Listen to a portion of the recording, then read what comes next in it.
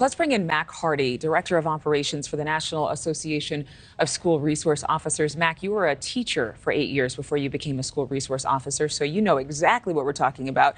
At a time, when over the past few years there were calls to defund the police, there were a number of districts, dozens of which, that eliminated school police officers, in essence, defunding the programs, shifting their relationships with security personnel. A lot of parents, particularly in urban neighborhoods, were concerned that their children were being exposed to a police presence that wasn't healthy or that could somehow be threatening to them. But in light of a story like this one, was that a major mistake? Well, of course, we believe it was.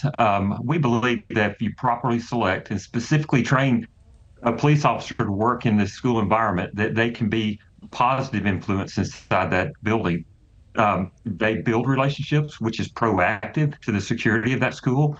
They're building not only relationships with the staff and the administrators and counselors, but they're also building relationships with the students, most of all with the students. And when you have a situation like that and you have a safety plan, and it's the search a student when he comes inside the school, that resource officer can be present during that search. Or if asked by those principals, he can actually conduct that search that student's backpack because he's trained to do that, and he has the ability, and he knows what's have to do when he finds a weapon. I have to ask, because I'm sure a lot of people at home are wondering, how is it that a student who had mandated pat downs every single day even attend class with the general student population? Have you ever heard of anything like this? We hadn't. Yes, I mean, if there's a safety plan set forth, it may have been a threat assessment that was conducted, in some cases, but this case, it seems like there was a problem at a different school, and he came to this school, this public school, and he has to have a pat down before he enters the classroom.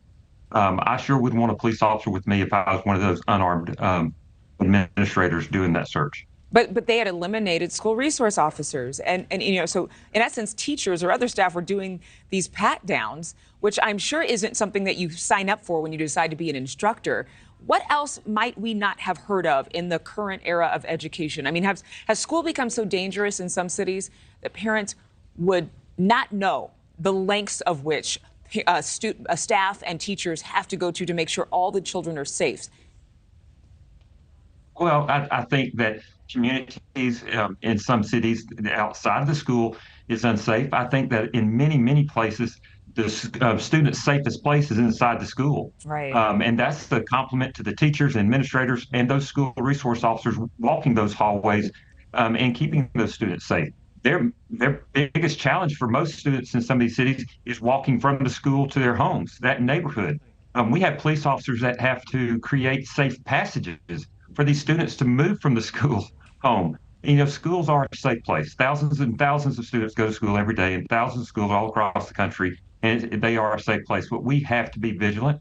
We have to have the right people in these buildings. We need teachers to teach, administrators to oversee the school, and school resource officers to be a part of that team in getting to know these kids, having the right person in there, and keeping that campus safe. Not only physically safe, but also meeting the mental needs of these students. And if you have the right person do it, it's a positive experience, negative. I love your optimism, but the truth is that so many schools, they're making very tough decisions.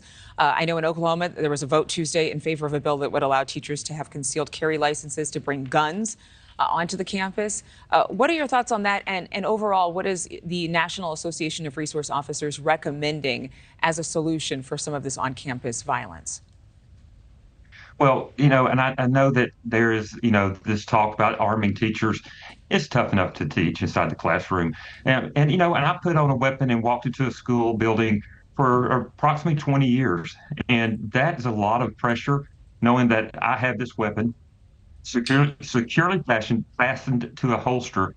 And the responsibility of carrying that gun into a school where you have to be prepared to act. And sometimes that action is in a violent situation, you have to be prepared to take those steps. As a teacher needs to concentrate on teaching mathematics, language arts, whatever their specialty may be, and not carrying a gun and being responsible for that weapon and knowing and having the training and understanding what you may have to do with that weapon someday. I certainly hope that we'll have a conversation about honor, because if the children feel respected and listened to and loved, And if the staff feels honored and we teach children how to respect authority and trust authority, we might have a revolutionary change in the positive. Mac Hardy, thank you for your time. We appreciate it. Thank you for watching. Go to newsnationnow.com to find NewsNation on your television provider. And don't forget to click the red subscribe button below to get more of NewsNation's fact-driven, unbiased coverage.